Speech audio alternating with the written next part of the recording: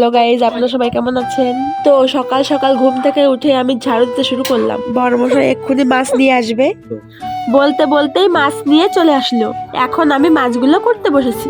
মাছগুলো কোটা প্রায় হয়ে গেছে, কিছু মাছ বিক্রি করতে দিব, তাই মাছগুলো বেছে নিচ্ছি। মাছগুলো আমার শ্বশুর মশাই বিক্রি করতে যাবে। বন্ধুরা, এখন আমি ভাত রান্না করব। চালগুলো ধুয়ে নিব।